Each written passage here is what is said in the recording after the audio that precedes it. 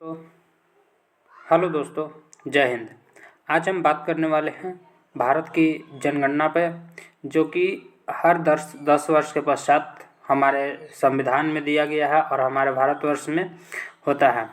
यह जनगणना क्यों और कैसे शुरुआत हुआ और यह एग्ज़ाम के पर्पज़ से कितना महत्वपूर्ण है, चलिए हम इसके बारे में पूरी जानकारी लेते हैं। तो समय ना लेते हुए चलिए हम आज की कक्षा शुरू करते हैं। देखिए, ब्रिटिश भारत में पहली जनगणना 1872 में वायसराय लॉर्ड मेयो के शासनकाल में हुई थी। यहाँ पर जो बता रहा है कि 1872 में सबसे पहला जनगणना हुआ था, वो लॉर्ड मेयो के समय में हुआ था। ठीक है। और इसके 10 वर्ष के पश्चात 1881 में फिर दूसरी जनगणना वो रिपन के समय हुआ था। और इसी प्रकार प्रत्येक 10 वर्ष के अंतराल पर जनगणना निरंतर कराया जाने लगा। ठीक है। लेकिन भारत में प्रथम जो जनगणना हुआ था वो प्लाउडेन के द्वारा किया गया था। प्लाउडेन के द्वारा भारत में पहला जनगणना किया गया था। ठीक है दोस्तों, यह इम्पोर्टेंट है। एग्ज़ाम के दृष्टिकोण से देखेगा तो ये बहुत ही इम्पोर्टेंट क्वेश्चन बनता है यहाँ से। ठीक है। और इसी साथ भारत में 1872 से लेकर 2011 तक अब तक कुल देखा जाए तो अब तक के कुल जो जनगणना हुआ था वो टोटल 7 बार जनगणना हो चुका है पूरा भारत का। ठीक है। 2011 से लेकर 1872 तक अगर गिना जाए तो। ठीक है। और यह जो जनगणना था वो 15वीं जनगणना भारत के लिए हुआ। ठीक है। अब हम देखते हैं उसके आगे। चलिए, भारत की जनगणना 2011 में 15वीं जनगणना थी। 2011 की जनगणना के उपायुक्त श्री चंद्रमौली थे, यानी चंद्रमौली जी जो थे उन्हीं के नेतृत्व में यह 2011 में जनगणना संपन्न हुआ था। ठीक है। 2011 की जनगणना का आदर्श वाक्य हमारी जनसंख्या हमारा भविष्य था। ठीक है। इसमें आदर्श वाक्य आपसे एग्जाम में पूछेगा कि आदर्श वाक्य क्या था, तो हमारी जनगणना हमारा भविष्य। ठीक है। 15वीं जनगणना 2011 के तहत भारत की जनसंख्या 121.9 करोड़ है, जो कि चीन के बाद विश्व का जनसंख्या के स्थान पर दूसरा सबसे बड़ा जनसंख्या हमारा ही देश का आता है। और खुशखबरी इस बात की है कि अब हम इस रिकॉर्ड को पार कर चुके हैं और हम अब शायद पहले स्थान पर आ गए होंगे। ठीक है। चलिए फिर देखते हैं आपको 1911 से 1921 के दशक के काल में महामारी के प्रकोप से यहाँ की जनसंख्या वृद्धि ना हुई थी और वहाँ पर जो जनसंख्या था वो घट गया था। ठीक है दोस्तों, यहाँ पर जो 1921 में जनसंख्या दर है वो भारत में घट गया था। इसको महाविभाजक वर्ष कहा जाता है। महाविभाजक वर्ष 1921 को महाविभाजक वर्ष कहा जाता है। ठीक है। और आगे देखते हैं।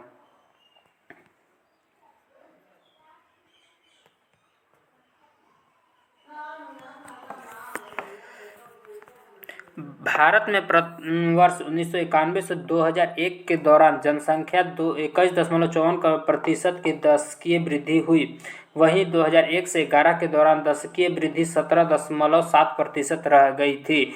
यानी कि देखिए, 1991 से 2001 तक जनगणना जो था वो 21% वृद्धि हुआ था पॉपुलेशन, और 2001 से 2011 तक 17% ही मात्र वृद्धि कर पाए थे हमारी जनसंख्या में।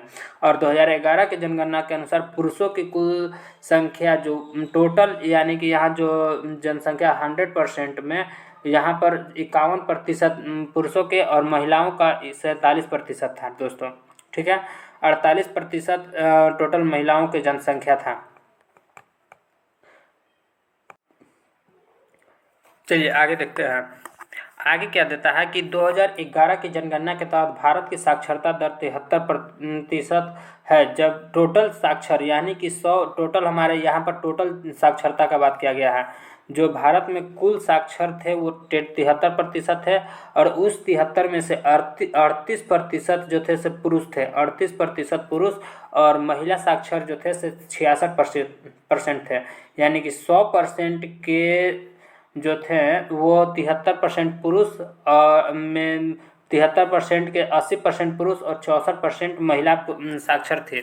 बाकी सब असाक्षर थे, यानी कि जिन्हें अपना नाम लिखने नहीं आता था और वो साइन नहीं कर पाते थे। ठीक है। अब देखते हैं सर्वाधिक नगरीय जनसंख्या वाले राज्य।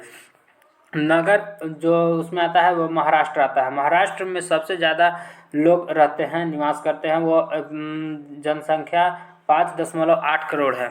आपको सिर्फ पहला पहला ही याद करना है, इम्पोर्टेंट आपके लिए यही है। वीवीआई आप इसको अच्छे से कर लें, ये आपको एग्जाम में पूछे जाते हैं, बहुत ही क्वेश्चन ये पूछा जाता है।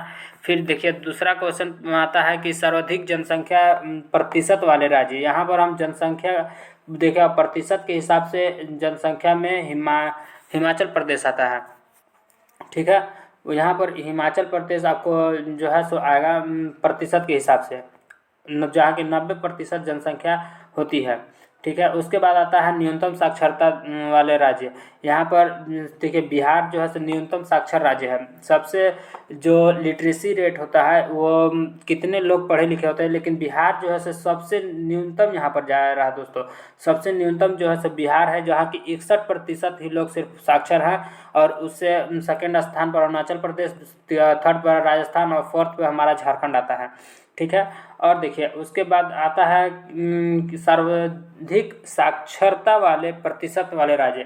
जहाँ पर लोग मतलब सबसे ज़्यादा पढ़े लिखे होते हैं वो केरल के आते हैं। ठीक है, और केरल के बाद मिजोरम, उसके बाद गोवा, फिर त्रिपुरा। इस प्रकार से यहाँ सबसे ज़्यादा साक्षरता प्रतिशत। अच्छे से देख लीजिएगा कि यहाँ पर सर्वाधिक साक्षरता, वहाँ पर न्यूनतम साक्षरता ये दे रहा है। ठीक है, उसके बाद दे रहा है न्यूनतम लिंग अनुपात, यानी कि जो बोला जाता है कि प्रत्येक 1000 पुरुषों पर कितने महिलाएं हैं, उस हिसाब से न्यूनतम यहाँ पर दिया जा रहा है। तो न्यूनतम में हरियाणा आता है, जहाँ पर 1000 पुरुषों पर 889 महिलाएं ही ओनली हैं। 879 महिलाएं, ओनली 879 महिलाएं। हरियाणा राज्य जो है मेरा है, वहाँ पर के जो लिंग अनुपात है सबसे कम है। ठीक है, अब हम देखते हैं आगे। उसके बाद सबसे जहाँ की ज़्यादा सर्वाधिक लिंगानुपात है वह है केरल। यहाँ पर जस्ट अपोजिट है दोस्तों। इसका विपरीत यहाँ पर दिया जाता है कि जो है सो विपरीत है। यहाँ पर पुरुषों के तुलना महिलाएं ज़्यादा हैं। 1000 पुरुष पर 1000 जो जेंट्स होते हैं उस पर 1084 महिलाएं हैं, जो कि बहुत ही मतलब अनकंडीशन होता है, मतलब कि बहुत कम देखने को मिलता है। वो हमारे केरल राज्य में मिलता है, और यही राज्य सबसे ज़्यादा साक्षर राज्य भी है। ठीक है, अब देखते हैं उसके बाद अगला आता है कि सर्वाधिक दशकीय वृद्धि वाले दर वाले राज्य। सर्वाधिक मतलब कि 10 साल में जहाँ पर जनसंख्या वृद्धि हुई वो है मेघालय में 27.9%। उसके बाद फिर आता है भारत के न्यूनतम जनसंख्या वाले राज्य। किस राज्य में जनसंख्या न्यूनतम है, वो सिक्किम है, फिर मिजोरम, फिर अरुणाचल प्रदेश, फिर गोवा आता है। ये आपको सिर्फ और सिर्फ पहला पहला ही याद करना है, जो कि महत्वपूर्ण होता है, जो आपको न्यूनतम और जो कि बहुत ज़्यादा होता है वो दोनों दे दिए गए हैं। ठीक है, आप इसको अच्छे से देख लीजिएगा।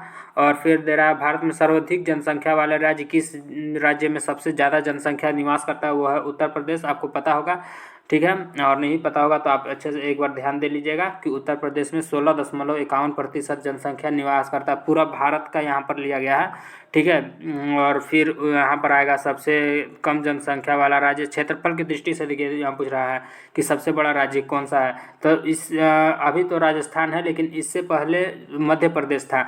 उसको में छत्तीसगढ़ जब अलग हुआ तो वो अब इससे राजस्थान से छोटा हो गया, और अभी क्षेत्रफल की दृष्टि से राजस्थान सबसे बड़ा राज्य है हमारे भारत देश का। ठीक है, क्षेत्रफल की दृष्टि से। और फिर आता है देखिए अब यहाँ पर महत्वपूर्ण क्या आता है, सर्वाधिक अनुसूचित। यहाँ पर छूट गया है, माफ़ कीजिएगा, कुछ एक शब्द छूट गया है। सर्वाधिक आता है, सर्वाधिक अनुसूचित जाति एससी जो होते हैं, शेड्यूल कास्ट, वो वाला राज्य कौन सा है, तो वहाँ पर उत्तर प्रदेश में सबसे ज़्यादा लोग निवास करते हैं। ठीक है, 4.3 करोड़ लोग।